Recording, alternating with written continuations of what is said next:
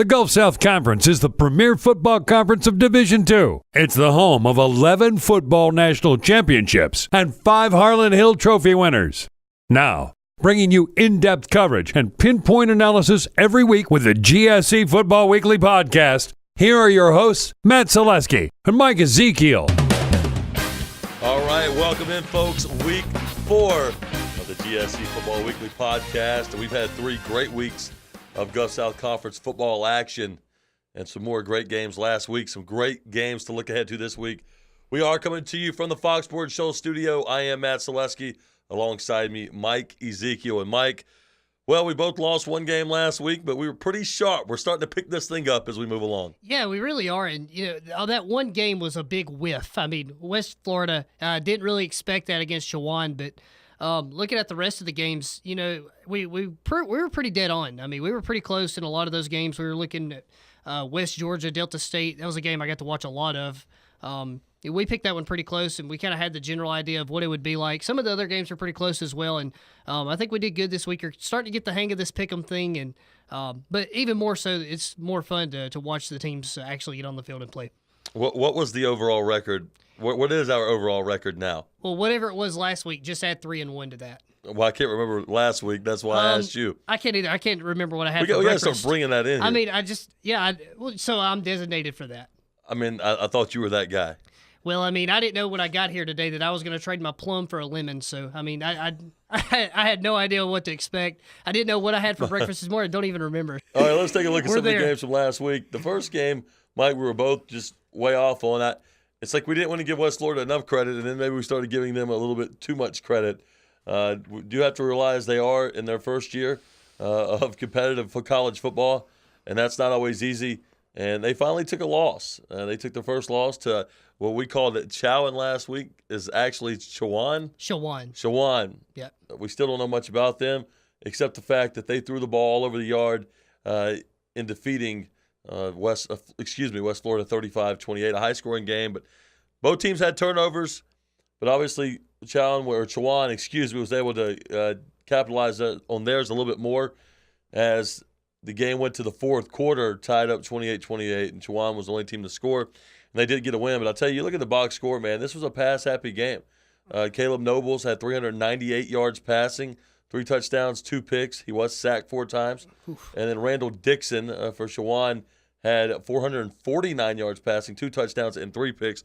And he was sacked 4 times as well. But when you drop back that much, you're going to get sacked some. I think the bigger difference was Tyree Lee for Chowan did have 139 yards on the ground, where West Florida really couldn't muster up hardly anything. Their leading rusher, Bellinger, had 29 yards, and they combined as a team for only 44 yards on the ground. So they were one-dimensional. While certainly Chowan was definitely heavier on the pass, they did show some semblance of a running game, and West Florida couldn't. I didn't see the game. Maybe that was the difference. Yeah, and I look at the stats for Caleb Nobles. Even though he had 398 yards, I almost feel like he kind of took a step back. I mean, he had 3 touchdowns, 2 interceptions. It's going to be hard to top what he did last week. I mean, GSC Player of the Week was 6 touchdowns, nearly 500 yards. Might have been over 500 yards, but was 29 for 48, so a little bit less efficient as well. It was just a little tougher go, and of course, this is the first loss in the program's history, and they were wearing the undefeated shirts, and no more undefeated for West Florida, unfortunately for them. But had those 4 costly turnovers. I think, in reading the game story, that was kind of what cost them. That was one of the games I didn't really get to watch any of. So, at this point in the season now, Matt, I look at it at week 4. What do we really know about West Florida? Because everything that we thought that we knew last week, just go ahead and wipe that clean because it's new for me. I really don't know what to think about this team now. They go and we expected them maybe to get a big win, and as you said, maybe we favored them a little too much, and now they're kind of brought back down to earth for us. So they're going to have a real big test next week, and that's really when we get to gauge where West Florida is in the Gulf South Conference. Yeah, Mike, well, I'm not going to go as far as to say that we don't know anything. I mean, they still threw the ball well. They still have a good offense. I'm not going to say I don't feel like we know anything, but I know for me the second win of the season over Missouri S&T really kind of made me think, hey, man, this team may be really, really good this year. But your first year of football, you're going to take some natural lumps. It's just the way it works. So, I think they will be good or competitive for an expansion team, if you want to call it that. I guess if that's, anybody could do it, it's going to be this program. But- I mean, perfect location. Look at what they've done in the Gulf South but Conference that's in still- every other sport. But it still takes a while. It does, It's but ultimately they're what it going to be comes down to. competitive if anybody can. And they were competitive in that first loss. Didn't really expect them to lose that game. I actually picked it pretty big, but I whiffed. And that's the reason I made the statement I did. But what we do know is they do pass the ball. They do have some transfers that are maybe starting to come together now. Player of the week or defensive player Marvin Conley really stepped up as well. So they had the GSC offensive player of the week at wide receiver. 190 yards reception. So, they're really finding the passing game, and they're establishing that. And that's something they're going to have to rely on. But I still think there are a few questions that still need to be answered by this West Florida team. Yeah, I think so too. And as you mentioned, they will play Valdosta State. Caleb Noble's a homecoming of sorts. Nobles versus Robles, maybe? Maybe so. We'll get to that in a bit. But they did take their first loss. When you talked about the shirts, it's undefeated or still undefeated. Being from Mobile when South Alabama first started their program, not when I was playing on their club team, but when they actually started playing NCAA games. Right. I remember buying a shirt because they went undefeated their first year, and they won 4 or 5, 6 games into their second year. I mean, they really did it the right way to kind of build up playing lesser competition. And I remember I bought a shirt that said, Jag Nation, in the back it said still undefeated. And then you realize when you buy a shirt like that, the shirt's going to be great for a couple of weeks. That's it. When you get you really get 5 into years a tough later, still schedule. undefeated. What are you talking about? Is it, you have a flag football team? And then you hit reality that, okay, we got to play some tough opponents now. So Yeah, maybe we're not going to be undefeated forever because even the best teams are not undefeated. You got that right, Mike. All right, Mike, let's move on here. Mississippi College and West Alabama. Mississippi College takes another loss in conference play, and West Alabama finally gets off the schneid with a big 38-13 victory. And for West Alabama, backup quarterback this year, but former starter Satterwhite comes in, plays well, 14-20 for 81 yards, 3 touchdowns, no interceptions. And while that's not a lot of yards passing, highly efficient when he was trying to do, the running game certainly helped him out throughout the game, as they had 294 yards combined from all their running or all the rushers. Satterwhite had 3 of the yards, so the running backs had 291. Devontae Johnson, 65. Rashard Lee, 81. And LaKendrick Thomas had 145. He kind of led the way there for him. And Satterwhite's efficiency really helped the cause. Mississippi College, kind of the same story we keep seeing every week, Mike. They just can't really get the running game going. Sharon Wright, 24-37, 285, 1 touchdown. Unfortunately, did have 2 picks. He was not sacked, though, so he got the ball out of his hands. But he was the leading rusher again, 9 for 65. Quan Brand had 16 carries, 31 yards. So really just can't find anybody to help them out a whole lot in the running game. Just Sharon Wright trying to run around making plays. You got to find a little bit more balance than that. But for West Alabama, 2 really tough losses, to open the season at North Greenville and then at Stephen F. Austin. They were on the road again. They'll finally come home next week when they host rival UNA, but went to Clinton, Mississippi, got a big win, and they've got to feel good to finally get a win. At the end of the day, they are 1-0 in conference play, and maybe that matters most. Yeah, and that's exactly what matters most. Coach Brett Gilliland said it himself. We get a clean slate, when we play Mississippi College to start conference play, and they got that big win. Call up Willie Nelson because they like to be on the road again, but finally they're going to be back at home next week, but we'll get to that in a minute. Just going back to the game against Mississippi College, it was pretty neck and neck for about at least through the half, and then early in the third quarter, and then West Alabama scored 21 unanswered. The offense did, I think, take a step forward despite having Austin Grimmer hurt, the starting quarterback. Didn't come back this week after getting hurt last week. Harry Satterwhite again stepped in, showing that he could still fulfill that starting role if he needs to, as he did last year. And really did a good job in that game. He was efficient, didn't throw a lot of balls, as you said, 13 for 19, 80 yards. And then the run game really helped pick up the slack, led by East Mississippi Community College transfer LaKendrick Thomas. He had 145 yards, 1 touchdown. So the run game really picked up 294 yards, as you said. I was impressed with West Alabama's offense there. And on the other side, you got to look at Mississippi College. I think they took a step in the right direction despite the loss. I think the score was, it kind of tells a different story than what it was. They did give up 21 points in the second half to lose that game, but in the first half, that was a very competitive ball game. Mississippi College actually led some of the game. And Sharon Wright, he's definitely improving every week. 24 for 37, 285 yards. Did have 2 interceptions, so 2 key mistakes. Did have a touchdown. And as you said, Matt, I think they're relying a little bit too much on him.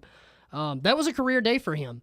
And if he continues to have days like that, maybe they can win some games against the Shorters and other teams that they may play on their schedule. Maybe next week against Cumberland. So we'll see.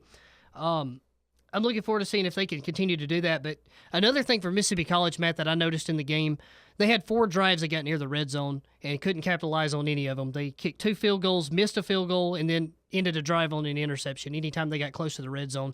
So despite having nearly 400 yards, just couldn't find the end zone. Yeah, that's tough. You got to be able to convert good drives into points, and they struggled there.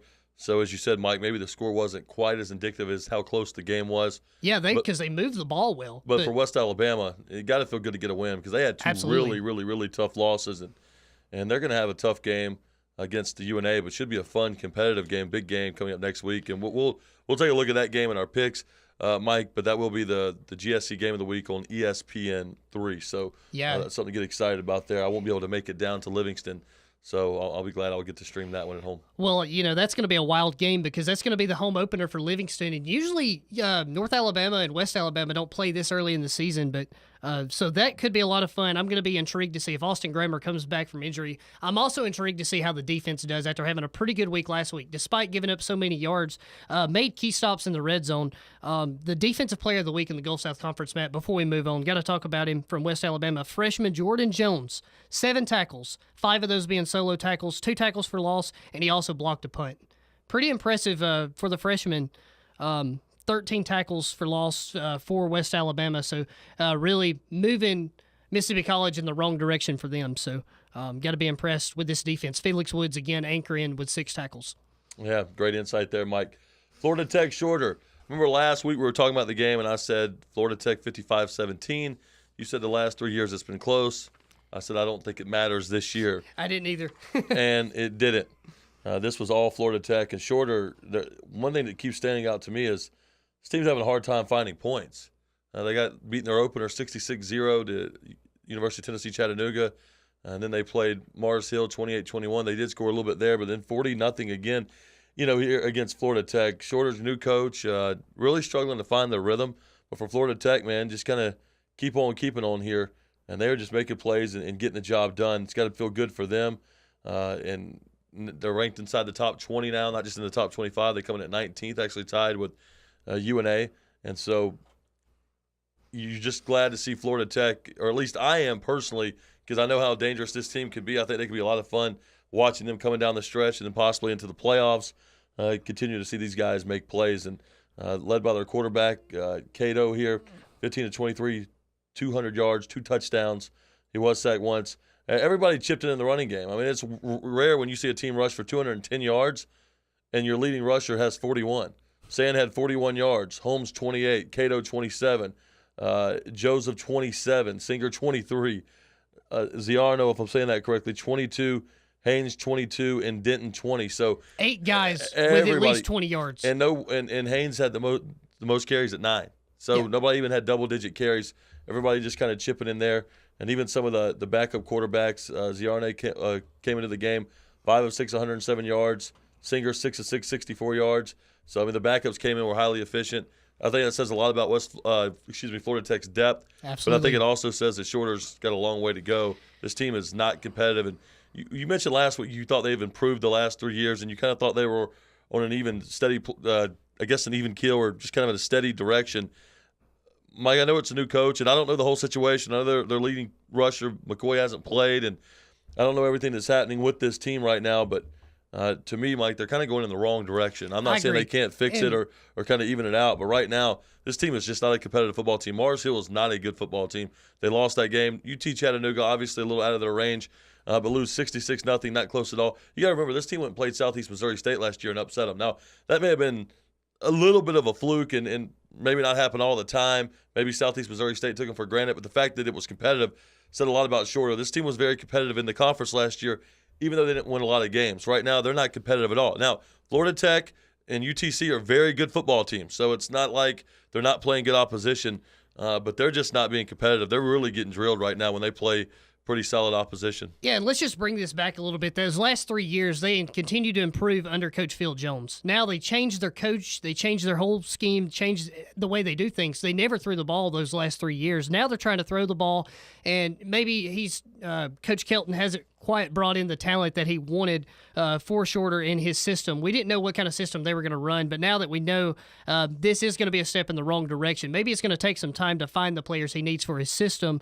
Don't know if that's really the reason, but that could be the reason why B.J. McCoy hasn't played, because he was the leading rusher in the Gulf South Conference last year, and now I'm wondering where is B.J. McCoy? Still didn't play last week. You would still think if he was healthy, he would play. Absolutely. Even if the system's different. As a fullback, they had 83 yards passing and negative 10 yards rushing. Yeah, so no this team running had game 73 whatsoever. yards of offense. Yeah, no running game whatsoever. 83 yards in the air. Still, that's not efficient whatsoever. Definitely not what you wanted. Florida Tech, completely lopsided win, 583 yards. Had 3 quarterbacks get some experience in. Ziarno had 107 passing yards. Singer had 64. And again, the offensive line for Florida Tech just continues to impress. And I think this game says more about Florida Tech. 3 offensive linemen on the all GSC team. All 5 are very good. Sand, he didn't have a lot of carries, but he averaged nearly 6 yards per carry. And that's definitely what you want from your running backs, definitely what you want from your guys. So the offensive line just continues to impress me. The balance of Florida Tech continues to impress me. The defense gets better and better every week. Once again, Chris Stapleton just continues to be the staple of that defense. And you got to be impressed with him. Led the team in tackles. Had a key interception in the first quarter that really propelled Florida Tech to continue their dominance of Shorter in that game. I think Shorter just has to find their identity. We finally got to see Matt Williams debut for them at quarterback. Wasn't sure if we were ever going to get to see him. He went 4 for 8 and had 36 yards. So this might have not been the game that Shorter envisioned in their home opener. Maybe they can rebound next week against Delta State, but it's highly unlikely in my opinion. Florida Tech, on the other hand, they're going to turn around and play a Division I school in Presbyterian. But, I think this game says a lot about Florida Tech and how much they've gotten better, and I think Shorter's taking a step in the wrong direction. Looking at the attendance in this game, 1,100 people. 1,150 was the attendance, just over 1,000 people. That means they're not very excited for Shorter football either. They don't they're not close to leading the league in attendance. They don't have the students that some of the other schools have, so I don't expect 8,000 people at the game. But usually I thought they would draw a couple thousand, only 1,100 people there. Just not many fans at the game either. So right now, people just not excited for Shorter Hogs football, and I hate that because I like that little community. I've been over there to one of the games, but just not much excitement around the program right now. And, it's kind of a newer program in football, and I don't think they've really had a lot of time to establish that. I believe they only had 12 seasons prior to this one, and some of those were actually not in Division II. So, it's something different, and they're still, in the Gulf South Conference. They're very competitive in a lot of other sports. I watched them beat North Alabama in volleyball. So I think more of the other sports are more of what they compete in the Gulf South Conference. Football's not quite where they're at yet. I think the one thing that hurts them, and I think it hurts a lot of schools that are like this, when you don't have a football stadium on campus or near your campus, because their football stadium's just kind of away from campus and just kind of isolated out there. So it doesn't really have an atmosphere that's really exciting for the students. All right, let's move on here, Mike. Valdosta State, UNA, we were both at this game on Saturday. And Valdosta moved the ball. They threw the ball well. They had a couple turnovers that hurt them. They threw the ball well, but UNA played some bend but don't break defense, and they just kept holding this team to field goals after field goal after field goal attempt. And while Valdosta was able to make them, UNA was moving the ball but scoring touchdowns and not field goals. And that essentially was the difference in the game. I mean, Valdosta State outgained UNA. And you rarely see a team outgain another team and still lose by 25 points. And that's what happened. So UNA created some turnovers. They turned some of those turnovers into touchdowns, and they held them to field goals when they didn't. And UNA was able to convert touchdowns when they had their opportunities. And that was the difference in the game. This was the second time in the last 10 meetings that the home team was able to win. UNA was the other team that won at home a couple years ago. So a big win for UNA to get the season started off. Kerwin Bell still trying to find his rhythm with his team. Roland Rivers completed a high percentage of passes, but the interceptions got him a spot on the bench. Adam Robles comes in, low completion percentage, but didn't turn it over. Had a touchdown and a few more yards. They did throw it well, and Valdosta definitely has some skilled players on their side. But once again, UNA played some bend but don't break defense. And for the UNA Lions, Jacob Tucker did have the one interception, but 8 of 12 passing 117 yards. So when they did throw it, he was effective throwing it. They were pushing the ball down the field, a high completion percentage. He also led the team in rushing with 108 yards. He is a heck of a runner. We already knew that about him, and that's certainly showing up for him early. I still think one thing that's concerned for UNA is their inability to run the football with their running backs. Terrence Humphrey, 6 carries, 44 yards. That's not bad. Ray Beasley, 6 for 20. Damon Cox, 8 for 13. Just not a lot. Malik Emmett, 2 for 3. I mean, they did finish with 199 yards, but 108 of that was from Jacob Tucker. Yeah, 77 was them. So the main 3 at least. So yeah, they've got to get the running game a little more established. Because I talk to Coach Wallace every Wednesday on Matt in the Morning, my morning sports show, and Coach Wallace at this point of his career, he hasn't directly said this to me, but what I pick up when we talk, he's not into coaching at this point just to pick up a paycheck and be on the sidelines. I mean, his goal is to win another national championship, and you're going to have to run the ball more effectively if you're going to be a team that could possibly do that. Right now, UNA has a long way to go. I don't see them as a title contender right now. I just don't. I don't mean they can't be one at some point. I don't see them as one right now. But that's why he's still coaching. I mean, not the only reason. He tells me, I love being around the kids and the relationships and being with other coaches, but he's not just out there just to be out there. He feels like every year I want to have a program that has a chance to compete for a national championship. And you got to see the running game get a little bit better. Now, we're naming off skilled players and rushing stats where the offensive line, are they opening up holes big enough? I haven't went back and watched the film. Yeah, they're starting to get thin on the offensive line, so that might be another contributing factor. So that's got to be a little better too. But I also want to go back to Valdosta. You say similar things about them as well. Roland Rivers was their lead. Well, he was not their leading rusher, but he had 35 yards on 12 carries. But you look at their other running backs. Jordan Germany, 8 for 42. Patterson, 5 for 36, which not bad. They didn't try to run it as much. Kerwin Bell likes to put the ball in the air. But neither team could really establish a strong running game. Now, the defenses deserve credit, too. You sit there and pick on why the offense didn't run the ball, but there's a defense that may have something to say about that and something to do with that as well. Absolutely. But both teams, I thought, could throw it pretty well. Jacob ran it well for UNA, but I don't think everybody else really ran it that well. It was nice to see Terrence Humphrey get a touchdown. And even though Valdosta lost the game 44-19, I was really impressed with their passing game. I thought they threw the ball very well. It was just, like I said, it was bend but don't break defense for UNA. Valdosta gets down there, and they just don't get in the end zone. Yeah. They get in the end zone on some of these field goals, and the game's tighter. Who knows what happens? But UNA's defense deserves credit for getting the stops. But I still think Valdosta could have a good year. I did pick them 5th. Who knows where they'll end up? There's so many games left to be played. But I didn't leave the game thinking, man, UNA just dominated Valdosta. I left the game thinking UNA converted on more opportunities than Valdosta State did. But Valdosta certainly gave themselves chances to win this game or make it very competitive and just didn't take advantage of them. While UNA, on the other hand, when they got opportunities, they did take advantage of them, hence the 44-19 win. Yeah, and you had to convert on your opportunities to win games in the Gulf South Conference. Valdosta, anytime they got close, they just couldn't turn field goals into touchdowns. So that was a positive for UNA. But the negative, the offense didn't finish drives well. I mean, they went 1 for 9 on third down conversion. So that was one thing that stood out to me. But as you said, I think Jacob Tucker, doing good in the run game. I think he's coming into his own as a quarterback in the Gulf South Conference, establishing himself as a starter. But what stood out to me the most, Matt, was the defensive line of UNA and the front seven. I mean, the front seven was just so impressive. All the tackles for loss they had, the way they were able to get into the backfield to stop Valdosta's run game. UNA obviously didn't get as much going in the run game as they would have liked to. The passing game did somewhat well, but the running game for Valdosta didn't do well at all. And I think a lot of reason for that was because UNA dominated up front on defense, and the defensive line impressed me. That's what stood out to me the most. But, there's a lot of other factors to me as well. I mean, the 4 sacks, 2 forced fumbles by E.J. Parnell, one of those being returned for a touchdown by Aquarian Harris, which, in my opinion, was the moment of the game. That was awesome. But, it was fun to watch. It was fun listening to the. As an objective person, it was fun to watch. Listen to the UNA play-by-play man, Phil Stevenson, call it was probably my favorite of all of it. I got pretty pumped up listening to it. But, aside from that even, I mean, I looked at the 11 tackles for loss, 7 of which came from the front 4 in the defensive line. And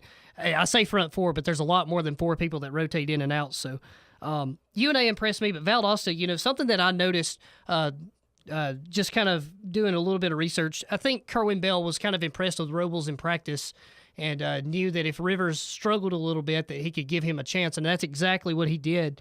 And I think Robles kind of took the ball and ran with it. Not exactly what he wanted as far as going 20 for whatever his final stat line was. I think it was 15 for 33, so not exactly as efficient as you'd like to be. That's less than 50%, but he did not turn the ball over, had 187 yards. So they moved the ball well with Robles, didn't turn the ball over, just couldn't take advantage of their opportunities. Jordan Germany's just trying to step in. He's kind of been there a couple years, kept playing behind Cedric O'Neal. You're not going to get a lot of carries, but now that O'Neal's not there and he's graduated, he's kind of trying to step in and take over the run game. UNA still trying to establish their running back, figure out who they're going to have. Terrence Humphreys did get hurt in the first half, and he did have the most yards before Damon Cox and Ray Beasley kind of came in to take over the running game. So, both teams trying to establish a run game. That's something they'll have to do if they're going to try to compete in the Gulf South Conference. But one thing I want to go back to, Coach Wallace, he was pleased with the win, but not pleased with the way they played. So he feels like there's a lot of work to do for North Alabama as they go into the meat of their Gulf South Conference schedule, because their next 3 weeks are going to be pretty tough with West Georgia, Florida Tech, and then, before those 2 games, West Alabama. Yeah, and obviously Valdosta did the first leg of that. That's a tough 4-game stretch. I want to give the kickers a little love here. Andrew Gray. For Valdosta, 4 for 5. 4 for 5. He did miss one. Had a lot of kicking opportunities there and was pretty solid. Kevin Hinkey, he did miss an extra point, but he was able to make a 49-yard field goal with a lot of room to spare. I mean, that thing flew through the uprights, and 49-yard field goal is tough at any level. So the kicker's definitely doing a good job out there. I'm sure Hinkey would like to have made the extra point, and I'm sure Gray was hoping to not miss the one field goal he had, but at the end of the day, nice job by the kickers. Yeah, again, and that shows a lot of promise for that. And that led me to one more thing I wanted to mention, Matt, not to take away from the kickers, but something for Valdosta that they'll have to work on going into the GSC season.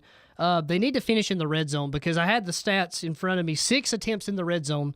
4 of those were field goals. One of those was a missed field goal, and then 1 touchdown out of it. So, they kicked a lot of field goals in the red zone. If you turn those field goals into touchdowns, we have a whole different ball game. We're probably not talking the same conversation right now. Yeah, absolutely. Last game on the docket was the game we kind of pegged as the game of the week, and that was West Georgia Delta. And Mike, I kind of had a little beat on this game, how I thought it'd go. Delta would have some early success, but eventually that West Georgia defense would be too stout and be too much. And that's kind of how this thing went down. Yeah. Sullivan, they throw a lot of short passes in the air raid attack. He was 20 of 34, $163, no touchdowns, no interceptions, was sacked 5 times. I was a little surprised at how well they ran the football. Blair and Robinson combined for 138 yards on 32 carries. That's solid. That's pretty darn solid there. Not quite 5 yards a carry, but West Georgia's tough to run against. Will Gardner finally had a big breakout, throwing touchdowns, 18 of 34 touchdowns. Still did throw 1 pick. Did throw 1 pick there. But I got to say one thing on a side note. A guy like Will Gardner, and you wonder why you transfer out of Louisville. I don't know if you guys seen Lamar Jackson play for Louisville. That could be the reason. But that could be the reason. That guy.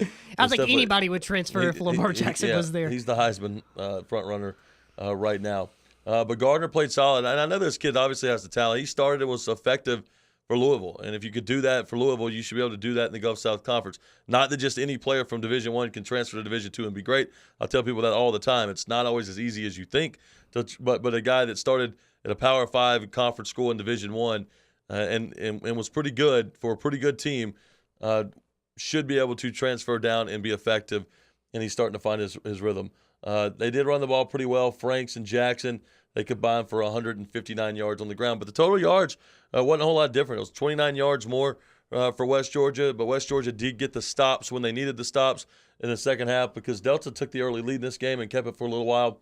But after that, West Georgia started to take over. They did outscore Delta State 20-12 or 21-12 in the second half. And it was 9-0 Delta at the end of the first quarter, 13-12 at halftime. But it was really more West Georgia there in the second half when it mattered most. They actually got up 34-18 at one time. But Delta showed a lot of fight. I still think they're a good team. Commerce is a really good team in the Lone Star Conference. They lost a competitive game too. West Georgia, to me, is a team that's going to be right there competing for a national championship. And so it's crazy to say this, but for Delta, it's probably not going to get any harder. It's already been really hard. I don't mean they'll have some tough games in front of them, but I think it's going to get, if anything, Mike, a little bit easier after playing Texas A&M Commerce and playing West Georgia. Yeah, and Matt, I think that's going to be a nice relief for them to finally play shorter next week. After playing some very, very tough competition. But something that stood out to me, and I want to make a quick correction on something I said.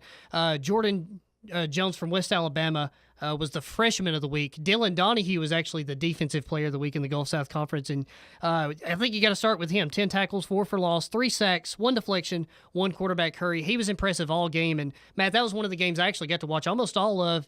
Right before North Alabama's game, I got to watch pretty much all of it. And Delta State went in with no fear. They thought that maybe we had a shot in this. We're going to go out and play our best and try to prove everybody wrong. And Carrollton took a 12-0 lead early. But one of those scores was on a blocked punt, returned for a touchdown. So they, implemented a great special teams games. Actually, both teams had a good special team game. And that leads me to the special teams player of the week for West Georgia, Marcus Sales. He blocked a punt and blocked an extra point. Those were blocks number 12 and 13 of his career. So what a special teams player they have. Yeah. Delta State has a pretty good special teams. That's impressive. That's really impressive. It is. And Delta State has a great special teams as well. Cody Mills, I would say he's probably the best punter in the Gulf South Conference. No offense to Jeb Millender, who's also done a good job for North Alabama. But Cody Mills has been impressive. He had a fake punt throw for 45 yards. You said no offense to Millender. You're going to say Millender was. You're going to say no offense to any other player in the Gulf South Conference? Well, he had the second best numbers, is why I say that. They were very close. Gotcha. They were very close, but I think Mills barely had the edge, and especially that fake punt pass for 45 yards. Got to be impressed with that. So the special teams game for Delta State, it's been impressive. They went for it on 4th down 6 times, Matt, and they converted 3 of 6. They were 5 of 18 on 3rd down, and that was something I said West Georgia had to do better last week. They were 3 of 14 on 3rd down conversions, but this week they turned around and went 6 for 13. So that was something else. They continued drives well. They showed slight improvement in the offense. Talked about Will Gardner. He was 18 for 30. He showed a lot of improvement. 4 touchdowns and only 1 interception. So Will Gardner was improved. The offense was improved. The defense was as good as usual, playing against a really good Delta team. Delta had that late score at the end. But, I was impressed with both teams. I was more impressed, obviously, with West Georgia improving on offense. Delta State really did hang around for a while and took that early lead. So I think they are improving. There's a few things that are going to need improvement. Giving up 21 unanswered is obviously not what you want to do in second half games, but they're going to have a lot of chance to work out the kinks against Shorter. But overall, I think this game was a lot of fun to watch, and I think we did a good job of picking that one as the game of the week. Yeah, no doubt about it. I was streaming that game. I was kind of in that wild mode at that point. I just got finished with my SEC Saturday show, and I'm streaming this game on my tablet. I've got Alabama Ole Miss on. I'm flipping back to the Oregon-Nebraska game, trying to go back and forth. So I was trying to keep my eye on 3 games at one time. Not always an easy task, and then got over and watched UNA Valdosta after that. So I was kind of all over the place Saturday afternoon. Yeah, I think me and you both were. There was a lot of games I wanted to watch as well, and I had a few stories I had to write at my publication, The Floor Aloe, which you could visit at flooraloe.net and check it out for a lot of good stories. But anyway, getting back to that, there was a lot of things I had to do as well, but that was one game I wanted to make sure that I watched. And, while I was in between my notes for the broadcast, I was watching a lot of the West Georgia Delta State game, and I'm very glad I did. And I'm looking forward to seeing some games next week as well. And Mike, we're gonna pick our games this week. Boom. And we're going to save what I think is the best matchup on the card for last. But let's start that Delta State Shorter game. Mike, Shorter just struggling to find any rhythm right now whatsoever. I don't think that's going to change a lot against Delta State. It may be a couple steps backwards before a few steps forward for this team. Delta wants to get back on the winning track. They still feel like they could be very competitive in the Gulf South Conference. I think they will. I picked them 3rd this year, so I think they're going to be very competitive. They're at home. It's the big Pig Pick'em game. The Pig Picking game. It's going to be a lot of barbecue over in Cleveland. A lot of barbecue. I heard they have some good barbecue joints over that way. So you got that right. So Shorter and Delta State this week. Mike, Delta's coming back home. Home sounds good to them. Shorter, I don't think it matters right now if they're on the road or at home. Just not a lot of offensive continuity. 72 yards of offense last week. They may get a little bit more than that this week. That won't be enough to beat Delta. Delta rolls in this one 38-10. Well, whatever Delta decides to eat before the game, whether it be the Pig Pickin' barbecue or maybe some Catfish Haven, which is my personal favorite, over in Cleveland, I think Delta's got this one in hand. I think they're just going to go and work and build on a lot of the positives they had against West Georgia, because there was some positives, especially in the special teams game. They did a good job. of really flipping field position. I think they can continue to do that, and I just think they control all aspects of this game. It's more of a confidence builder for them. And Shorter, I just don't think they're there yet. So I'm going to say 34-14 Delta State. Cumberland and Mississippi College. This game is in Clinton, Mississippi, and Mississippi College moved the ball well, but as you said, Mike, last week, just did not get the ball in the red zone and find a way to get points. I don't think Cumberland's going to be near as challenging as West Alabama. I think Mississippi College gets a win this week. I'm going to say 28-17. Yeah, and I'm going to give you some fun facts about this game, Matt. Coach Willie, I was about to say Willie Bland. Excuse me, John Bland. Willie Bland was in my mind for some reason. But John Bland is from the University of the Cumberlands. That's where he came from to come to Mississippi College. And that's in Kentucky. Keep that in mind. So Cumberland, which is their opponent this week, is from Lebanon, Tennessee. Last week, they played University of the Cumberlands and beat them 17-14. Now, why did I tell you all of that? I have no idea. But it's so easy to get the University of the Cumberlands mixed up with Cumberland themselves. It's just kind of ironic to me. But anyway, getting to the actual matchup, that's another NAIA opponent that Mississippi College will face. I think is going to help them a lot. This is actually a tougher opponent for them than maybe Point was back in week 1. Cumberland took number 12, Lindsey Wilson, to the limit, lost that game 33-29, so just a few NAIA stats for you. But I think Sharon Wright has a lot of confidence after last week. That was a career day for him despite the loss. I think he's improved every week. Maybe if Mississippi College can find another weapon or two in this game, it'll help them down the road. But I do like them to get the win. I'm going to say along the same lines you did, maybe a higher score, 35-24.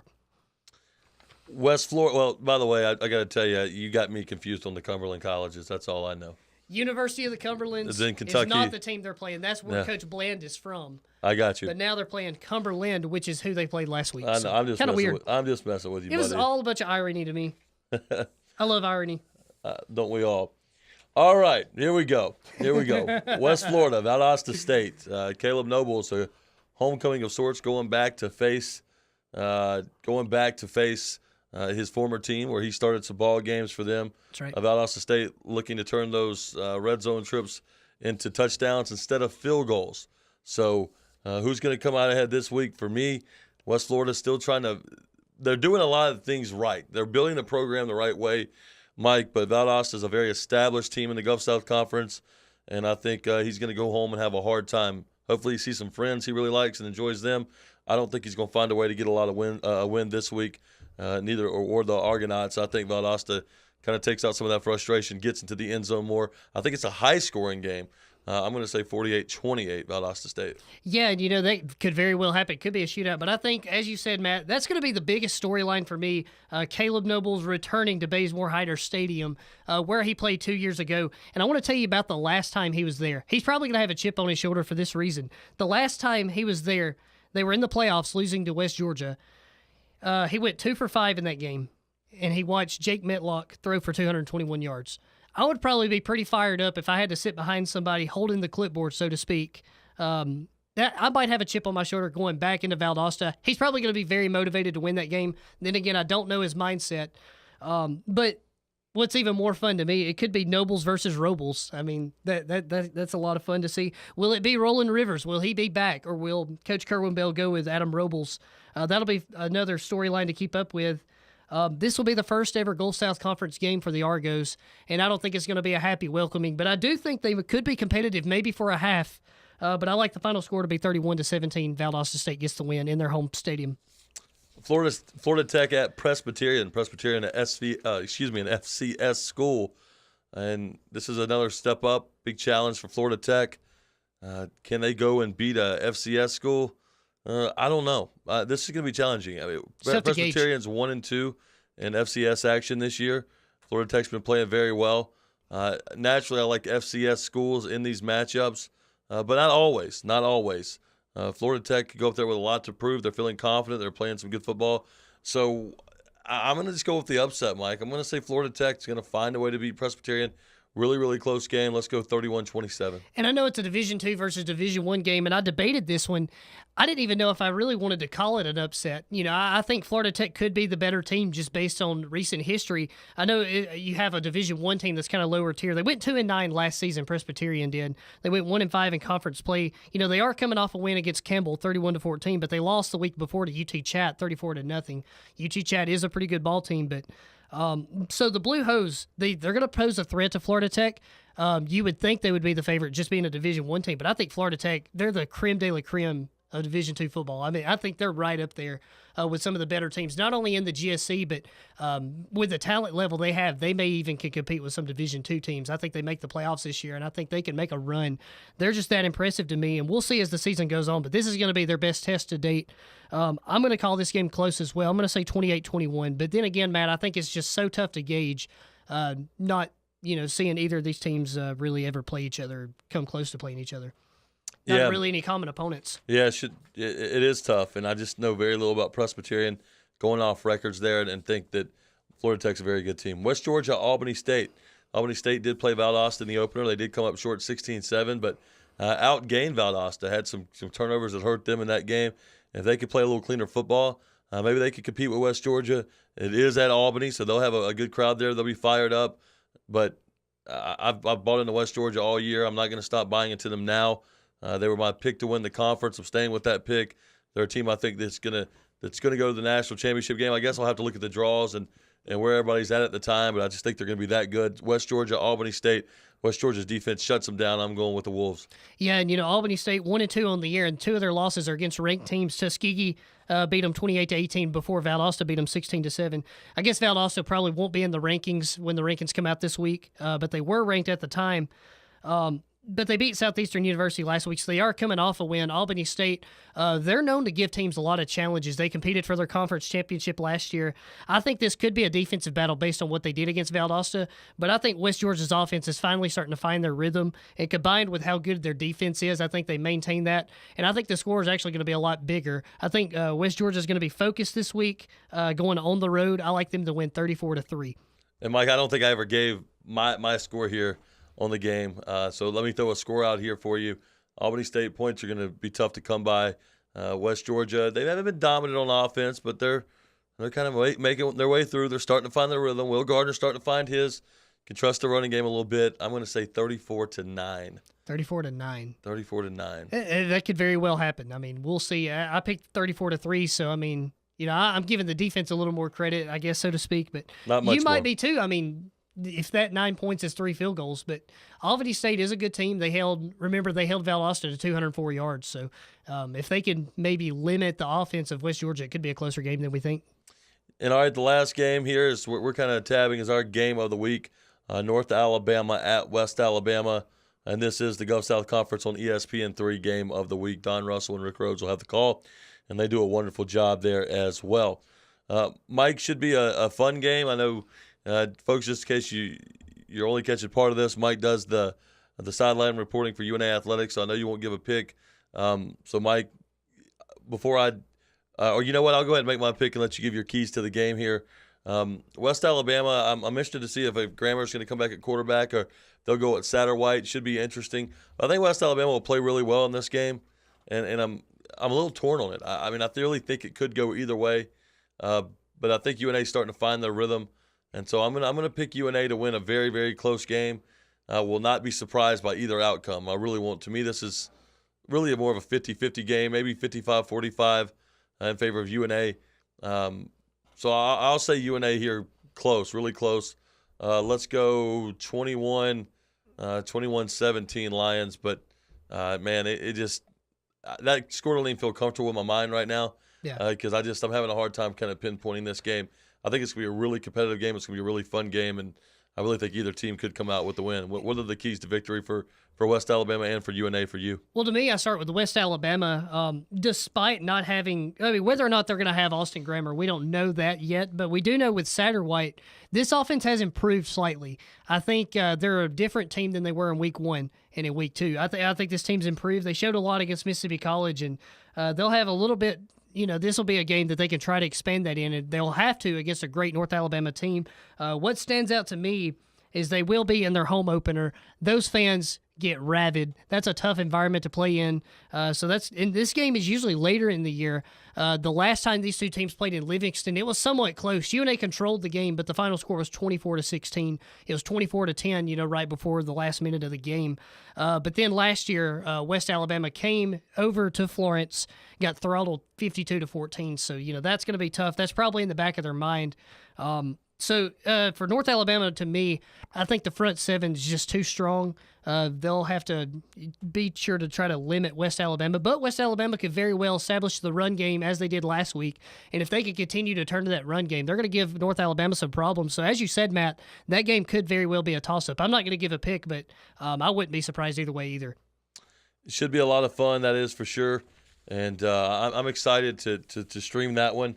I don't know what else I'll be able to catch this week, but looking forward to some great action. I am looking forward to seeing how Nobles plays against Valdosta State, and looking forward to seeing how Florida Tech comes out against the FCS School Presbyterian. Yeah, those are the two games that I kind of keyed in on other than North Alabama, West Alabama. Mississippi College, Cumberland's another game that could be competitive. Doesn't stand out to me as much as maybe West Florida, Valdosta State, just because I love storylines of former quarterbacks going to their school to try to get, revenge or maybe get that chip off their shoulder a little bit. So, there's a lot of games this week, Matt, that kind of intrigue me. Albany State, West Georgia could be competitive for a while also. So it should be a fun week, Matt. Some competitive games, maybe more than usual this week. So there's a lot of good games to watch, and we encourage all the fans to, get those live streams going and watch all the games. All right, Mike, before we wrap this up, we got to give our best and worst of last week. My best of last week is West Georgia and their special teams player of the week. Are you kidding me? Marcus Sales. Good choice. Had 2 blocks. He's had 13 now in his career. Wow. Between punts and field goals and extra points. That's a lot. That's a whole lot. That's a guy that's playing with sheer effort and energy. So that's my best of the week. My worst of the week is the Shorter Hawks offense. 73 total yards of offense. Not going to cut the mustard in this conference. Not going to make you very competitive. I know they're a work in progress.